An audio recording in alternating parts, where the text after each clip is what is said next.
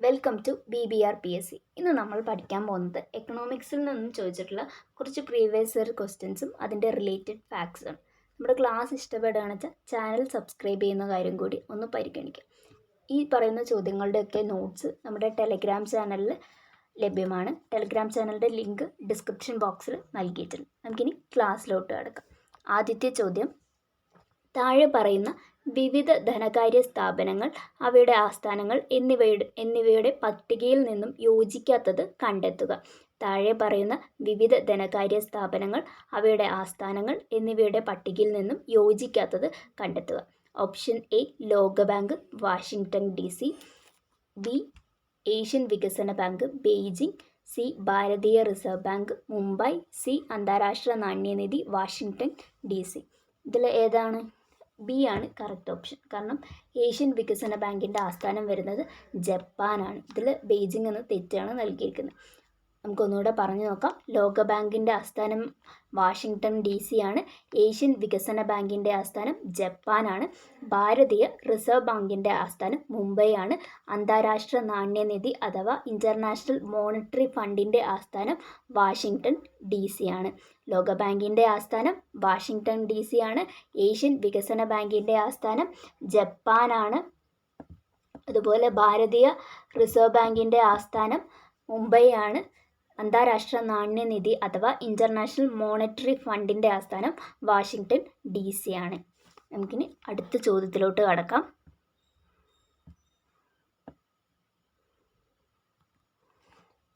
അടുത്ത ചോദ്യം: ഇന്ത്യയുടെ ദേശീയ വരുമാനം കണക്കാക്കുന്നതുമായി ബന്ധപ്പെട്ട് ശരിയായ പ്രസ്താവനകൾ കണ്ടെത്തുക. ഇന്ത്യയുടെ ദേശീയ വരുമാനം കണക്കാക്കുന്നതുമായി ബന്ധപ്പെട്ട് ശരിയായ പ്രസ്താവനകൾ കണ്ടെത്തുക. ആദ്യത്തെ പ്രസ്താവന: ഇന്ത്യയുടെ ദേശീയ വരുമാനം കണക്കാക്കുന്നതിനായി 1949 നാഷണൽ ഇൻകം കമ്മിറ്റി രൂപീകരിച്ചു. രണ്ടാമത്തെ പ്രസ്താവന: ഇന്ത്യയിൽ ആദ്യമായി ദേശീയ വരുമാനം കണക്കാക്കുന്നതിനുള്ള ശ്രമം നടത്തിയത് ദാദാഭായ് നവറോജിയാണ്. മൂന്നാമത്തെ പ്രസ്താവന: ദേശീയ വരുമാനം കണക്കാക്കുന്നതിനായി ഉൽപ്പന്ന രീതിയും വരുമാന രീതിയും ഉപയോഗിക്കുന്നു. ഒന്നുകൂടെ പ്രസ്താവന വായിക്കാം. ഇന്ത്യയുടെ ദേശീയ വരുമാനം കണക്കാക്കുന്നതിനായി 1949 നാഷണൽ ഇൻകം കമ്മിറ്റി രൂപീകരിച്ചു. രണ്ടാമത്തെ: ഇന്ത്യയിൽ ആദ്യമായി ദേശീയ വരുമാനം കണക്കാക്കുന്നതിനുള്ള ശ്രമം നടത്തിയത് ദാദാഭായ് നവറോജിയാണ്. ദേശീയ വരുമാനം കണക്കാക്കുന്നതിനായി ഉൽപ്പന്ന രീതിയും വരുമാന രീതിയും ഉപയോഗിക്കുന്നു. ഇതിൽ ആദ്യത്തെ പ്രസ്താവനയും രണ്ടാമത്തെ പ്രസ്താവനയും മൂന്നും ശരിയാണ്. ഇന്ത്യയുടെ ദേശീയ വരുമാനം കണക്കാക്കുന്നതിനായി 1949 ഓഗസ്റ്റ് 4 ദേശീയ വരുമാന കമ്മിറ്റി അഥവാ നാഷണൽ ഇൻകം കമ്മിറ്റി രൂപീകരിച്ചത്. ഈ ദേശീയ വരുമാന കമ്മിറ്റിയിലെ അംഗങ്ങൾ എന്ന് പറയുന്നത് പ്രൊഫസർ PC മഹലനോബിസ് ആണ്. അദ്ദേഹമായിരുന്നു ഈ ദേശീയ വരുമാന കമ്മിറ്റിയുടെ ചെയർമാൻ. മറ്റംഗങ്ങൾ professor DR Gadgil, professor VKRV Rao എന്നിവരായിരുന്നു. ദേശീയ വരുമാന കമ്മിറ്റി രൂപീകരിക്കുന്നത് 1949 ഓഗസ്റ്റ് 4 ദേശീയ വരുമാന കമ്മിറ്റിയിൽ അംഗങ്ങൾ എന്ന് പറയുന്നത് professor PC Mahalanobis, professor DR Gadgil, professor VKRV Rao എന്നിവരായിരുന്നു. പ്രൊഫസർ PC മഹലനോബിസ് ആയിരുന്നു ചെയർമാൻ. അതുപോലെ ഇന്ത്യയിൽ ആദ്യമായി ദേശീയ വരുമാനം കണക്കാക്കിയതും പിന്നെ പ്രതിവർഷ ശീർഷ വരുമാനവും കണക്കാക്കിയത് ദാദാഭായ് നവറോജിയാണ്. അതുകൊണ്ട് തന്നെ രണ്ടാമത്തെ പ്രസ്താവനയും ശരിയാണ്. ഇന്ത്യയിൽ ആദ്യമായി ദേശീയ വരുമാനവും പ്രതിശീർഷ വരുമാനവും കണക്കാക്കിയ വ്യക്തി എന്ന് പറയുന്നത് ദാദാഭായ് നവറോജിയാണ്. അപ്പോൾ ദേശീയ വരുമാനം കണക്കാക്കാനായിട്ട് ഉൽപ്പന്ന രീതിയും വരുമാന രീതിയും ഉപയോഗിക്കുന്നു. ഇന്ത്യയിൽ ആദ്യമായി ദേശീയ വരുമാനം ശാസ്ത്രീയമായി കണക്കാക്കിയ വ്യക്തി എന്ന് പറയുന്നത് VKRV റാവു ആണ്. ഇന്ത്യയിൽ ആദ്യമായി ദേശീയ വരുമാനം ശാസ്ത്രീയമായി കണക്കാക്കിയ വ്യക്തി എന്ന് പറയുന്നത് VKRV റാവു ആണ്. നമ്മുടെ ഇന്ത്യയുടെ ദേശീയ വരുമാനം കണക്കാക്കുന്ന സർക്കാർ ഏജൻസി എന്ന് പറയുന്നത് CSO ആണ്. സെൻട്രൽ സ്റ്റാറ്റിസ്റ്റിക്കൽ ഓഫീസ് എന്നാണ് ഇപ്പോൾ അറിയപ്പെടുന്നത്. മുന്നത് സെൻട്രൽ സ്റ്റാറ്റിസ്റ്റിക്കൽ ഓർഗനൈസേഷൻ എന്നാണ് അറിയപ്പെട്ടിരുന്നത്. ഇന്ത്യയുടെ ദേശീയ വരുമാനം കണക്കാക്കുന്ന സർക്കാർ ഏജൻസി എന്ന് പറയുന്നത് സെൻട്രൽ സ്റ്റാറ്റിസ്റ്റിക്കൽ ഓർഗനൈസേഷൻ അഥവാ CSO, സെൻട്രൽ സ്റ്റാറ്റിസ്റ്റിക്കൽ ഓഫീസ് എന്നാണ് ഇപ്പോൾ അറിയപ്പെടുന്നത്. അതുകൊണ്ട് തന്നെ ഇതിൽ ഡി ആണ് ഉത്തരം. രണ്ടാമത്തെ ചോദ്യത്തിലെ ഉത്തരം എന്ന് പറയുന്നത് ഓപ്ഷൻ D ആണ്. നമുക്ക് അടുത്ത ചോദ്യത്തിലോട്ട് കിടക്കാം.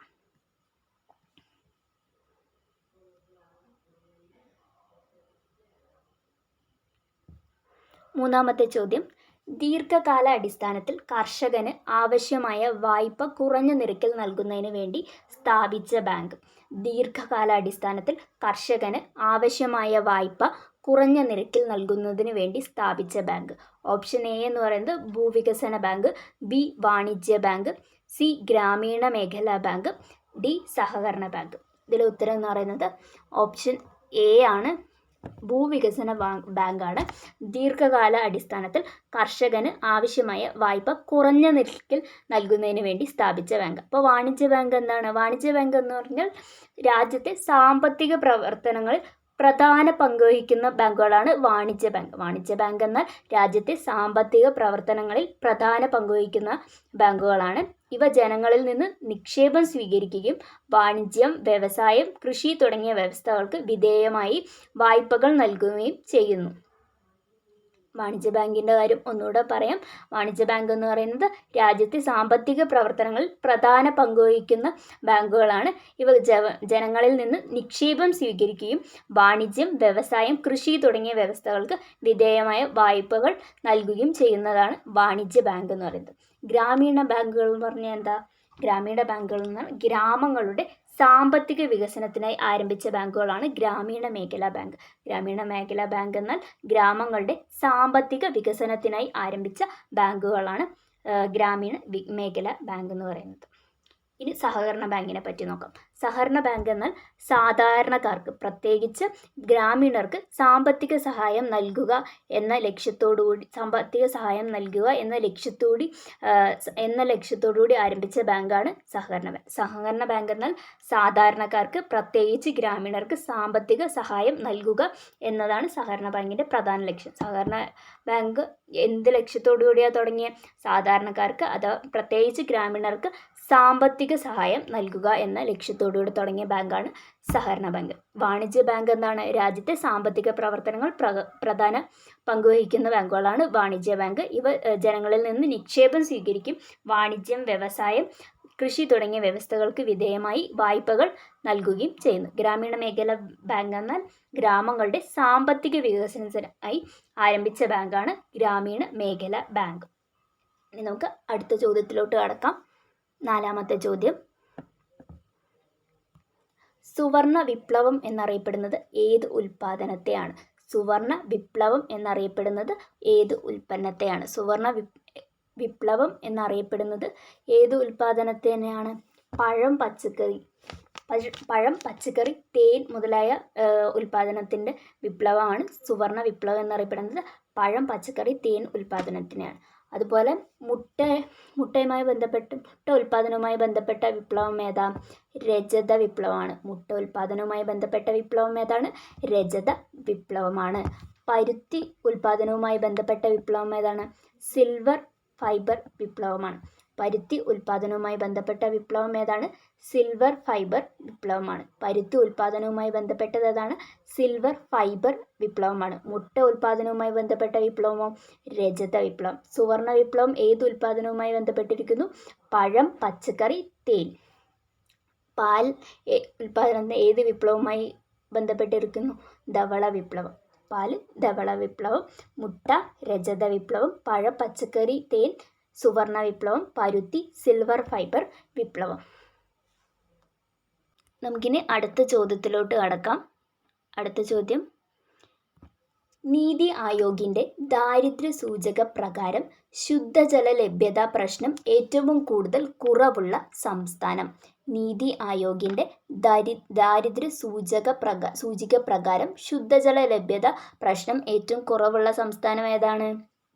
അത് പഞ്ചാബാണ്. Option C പഞ്ചാബാണ്. നീതി ആയോഗിൻ്റെ ദാരിദ്ര്യ സൂചക പ്രകാരം ശുദ്ധജല ലഭ്യതാ പ്രശ്നം ഏറ്റവും കുറവുള്ള സംസ്ഥാനം ഏതാണ്? പഞ്ചാബാണ്. ഇനി നമുക്ക് അടുത്ത ചോദ്യത്തിലോട്ട് കിടക്കാം. PC മഹലനോബിസ് ആരംഭിച്ച പ്രസിദ്ധീകരണം ഏത്? PC മഹലനോബിസ് ആരംഭിച്ച പ്രസിദ്ധീകരണം ഏത്? PC മഹലനോബിസ് ആരംഭിച്ച പ്രസിദ്ധീകരണം ഏത്? ഓപ്ഷൻ എ സംഖ്യ, option B general theory, option C micro economics, option D the economics. PC Mahalanobis ആരംഭിച്ച പ്രസിദ്ധീകരണം ഏത്? ഓപ്ഷൻ എ സംഖ്യ, option B general theory, option C micro economics, option D the economics. അപ്പം ഓപ്ഷൻ എ സംഖ്യയാണ് answer. PC മെഹനലോബസ് ആരംഭിച്ച പ്രസിദ്ധീകരണം ഏതാണ്? സംഖ്യയാണ്. അതുപോലെ ജൂൺ 29 അദ്ദേഹത്തിൻ്റെ ജന്മദിനത്തിനാണ് നമ്മൾ ദേശീയ സ്റ്റാറ്റിസ്റ്റിക് ദിനം ആചരിക്കുന്നത്. PC മെഹനലോബസിൻ്റെ ജന്മദിനമായ ജൂൺ 29 ദേശീയ സ്റ്റാറ്റിസ്റ്റിക് ദിനം ആചരിക്കുന്നത്. ഇനി നമുക്ക് അടുത്ത ചോദ്യത്തിലോട്ട് കടക്കാം.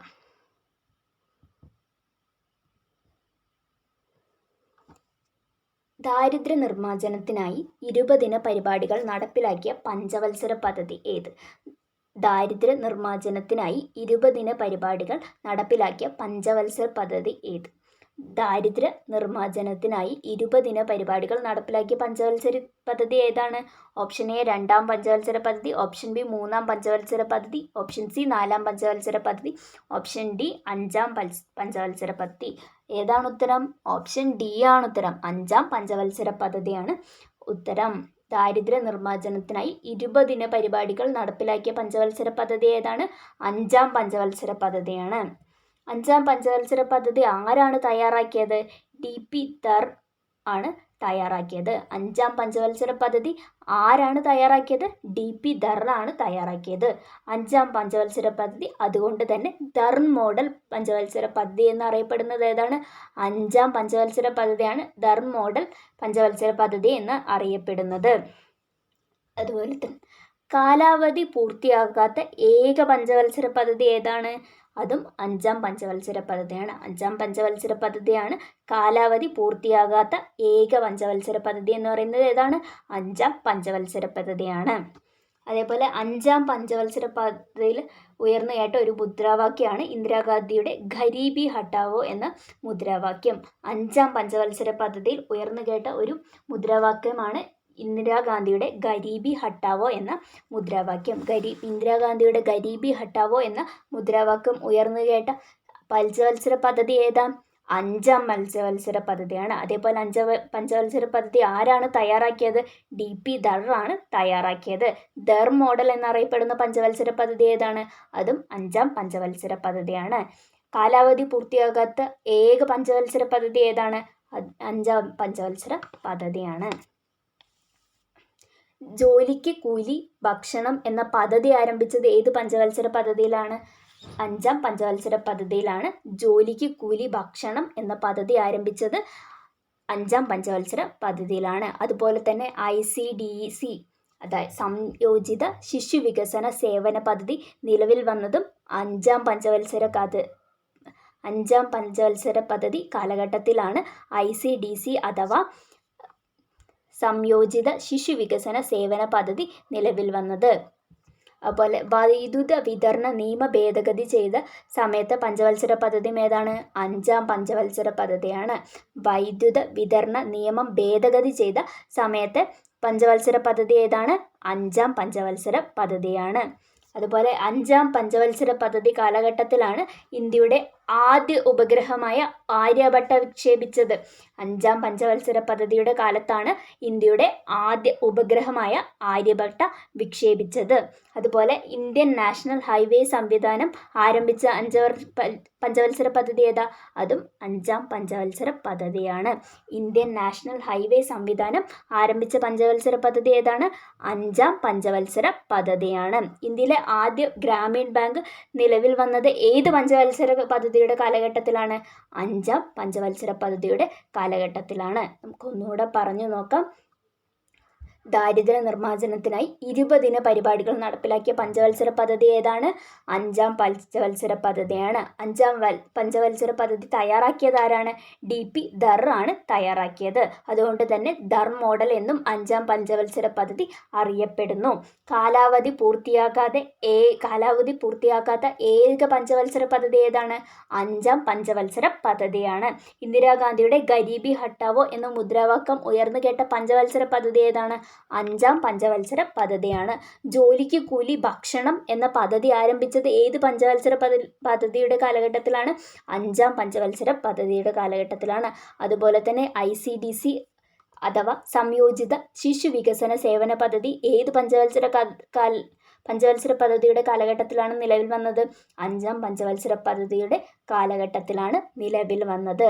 അതുപോലെ തന്നെ വൈദ്യുതി വിതരണ നിയമ ഭേദഗതി ചെയ്ത സമയത്തെ പഞ്ചവത്സര പദ്ധതി ഏതാണ്? 5ാം പഞ്ചവത്സര പദ്ധതി. ഇന്ത്യയുടെ ആദ്യ ഉപഗ്രഹമായ ആര്യഭട്ട വിക്ഷേപിച്ചത് ഏത് പഞ്ചവത്സര പദ്ധതിയുടെ കാലഘട്ടത്തിലാണ്? 5ാം പഞ്ചവത്സര പദ്ധതിയുടെ കാലഘട്ടത്തിലാണ്. ഇന്ത്യൻ നാഷണൽ ഹൈവേ സംവിധാനം ആരംഭിച്ചത് ഏത് പഞ്ചവത്സര പദ്ധതിയുടെ കാലഘട്ടത്തിലാണ്? 5ാം പഞ്ചവത്സര പദ്ധതിയുടെ കാലഘട്ടത്തിലാണ്. ഇന്ത്യയിലെ ആദ്യ ഗ്രാമീൺ ബാങ്ക് നിലവിൽ വന്നതും 5ാം പഞ്ചവത്സര പദ്ധതി നടക്കുമ്പോഴാണ്. അതുപോലെ നമുക്കിനി അടുത്ത ചോദ്യത്തിലോട്ട് പോകാം. താഴെ പറയുന്നവയിൽ ഇന്ത്യയിലെ ഹരിത വിപ്ലവത്തിൻ്റെ 2ാം ഘട്ടത്തിൻ്റെ കാലയളവ് എത്ര? താഴെ പറയുന്നവയിൽ ഇന്ത്യയിലെ ഹരിത വിപ്ലവത്തിൻ്റെ 2ാം ഘട്ടത്തിൻ്റെ കാലയളവ് എത്ര? നമുക്ക് ഓപ്ഷൻസ് നോക്കാം. ഓപ്ഷൻ എ 1960കളുടെ മധ്യം മുതൽ 1970കളുടെ മധ്യം വരെ. ഓപ്ഷൻ എ 1960കളുടെ മധ്യം മുതൽ 1970കളുടെ മധ്യം വരെ. ഓപ്ഷൻ ബി 1970കളുടെ മധ്യം മുതൽ 1980കളുടെ മധ്യം വരെ. ഓപ്ഷൻ സി 1950കളുടെ മധ്യം മുതൽ 1960കളുടെ മധ്യം വരെ. ഓപ്ഷൻ ഡി ഇവയൊന്നുമല്ല. ഓപ്ഷൻ ബി ആണ് ഉത്തരം. 1970കളുടെ മധ്യം മുതൽ 1980കളുടെ മധ്യം വരെയാണ് ഹരിത വിപ്ലവത്തിൻ്റെ 2ാം ഘട്ടം എന്ന് പറയുന്നത്. 3ാം പഞ്ചവത്സര പദ്ധതിയുടെ കാലഘട്ടത്തിലാണ് ഹരിത വിപ്ലവം തുടക്കം കുറിച്ചത്. 3ാം പഞ്ചവത്സര പദ്ധതിയുടെ കാലത്താണ് ഹരിത വിപ്ലവത്തിന് തുടക്കം കുറിച്ചത്. ഹരിത വിപ്ലവം എന്തിനെയാണ് ലക്ഷ്യം വെച്ചത്? കാർഷിക ഉൽപ്പാദനത്തിനെയാണ് ലക്ഷ്യം വെച്ചത്. ഹരിത വിപ്ലവം കാർഷിക ഉൽപ്പാദനത്തിനാണ് ലക്ഷ്യം വെച്ചത്. നമുക്ക് അടുത്ത ചോദ്യത്തിലോട്ട് കടക്കാം. താഴെ തന്നിരിക്കുന്നവയിൽ പഞ്ചവത്സര പദ്ധതികളുടെ ലക്ഷ്യങ്ങളിൽ ഉൾപ്പെടുന്നവ ഏതെല്ലാം? താഴെ തന്നിരിക്കുന്നവയിൽ പഞ്ചവത്സര പദ്ധതിയുടെ ലക്ഷ്യങ്ങളിൽ ഉൾപ്പെടുന്നത് ഏതെല്ലാം? ഒന്നാമത്തെ മൊത്ത ആഭ്യന്തര ഉൽപ്പാദനത്തിലുള്ള വളർച്ച. 2 സ്വാശ്രയത്വം, ഭൂപരിഷ്കരണം. 4 ആഗോളവൽക്കരണം. ഓപ്ഷൻ ഏതാ? ഓപ്ഷൻ ഡി ആണ് ഉത്തരം. സോറി, ഞാൻ സിന്ന് എഴുതിപ്പോയി. സോറി, അത് ഡി ആണ്. ഡി ഓപ്ഷനാണ് ഉത്തരം. മൊത്തം ആഭ്യന്തര ഉൽപ്പാദനത്തിനുള്ള വളർച്ച, സ്വാശ്രയത്വമാണ് ശരിയായ ഓപ്ഷൻ. പഞ്ചവത്സര പദ്ധതികളുടെ ലക്ഷ്യങ്ങൾ ഏതൊക്കെയാണെന്ന് നമുക്ക് നോക്കാം. സാമ്പത്തിക വളർച്ച, സമത്വം, ആധുനികവൽക്കരണം, സ്വാശ്രയത്വം. ഇതൊക്കെയാണ് പഞ്ചവത്സര പദ്ധതിയുടെ ലക്ഷ്യങ്ങൾ ഏതൊക്കെയാണെന്ന് ചോദിച്ചാൽ സാമ്പത്തിക വളർച്ച, സമത്വം, ആധുനികവൽക്കരണം, സ്വാശ്രയത്വം. ഇവയൊക്കെയാണ് പഞ്ചവത്സര പദ്ധതിയുടെ ലക്ഷ്യങ്ങൾ. പഞ്ചവത്സര പദ്ധതിക്ക് 4 ലക്ഷ്യങ്ങളാണ് ഉണ്ടായിരുന്നത്. സാമ്പത്തിക വളർച്ച, സമത്വം, ആധുനികവൽക്കരണം, സ്വാശ്രയത്വം. നമുക്ക് അടുത്ത ചോദ്യത്തിലോട്ട് കടക്കാം.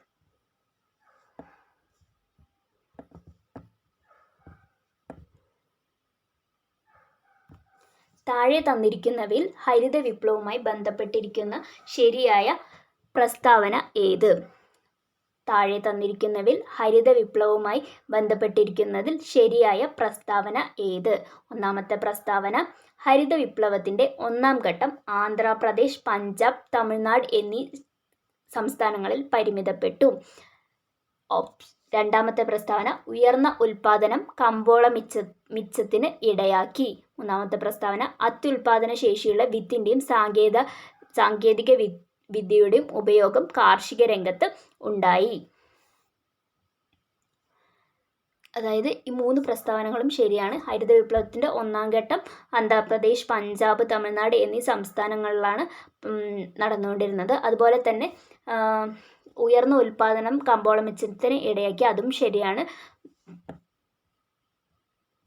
അത്യുൽപാദന ശേഷിയുള്ള വിത്തിൻ്റെയും സാങ്കേതിക വിദ്യയുടെയും ഉപയോഗം കാർഷിക രംഗത്തുണ്ടായി. 3 പ്രസ്താവനകളും ശരിയാണ്. അതുകൊണ്ട് തന്നെ എ ഓപ്ഷനാണ് ശരി.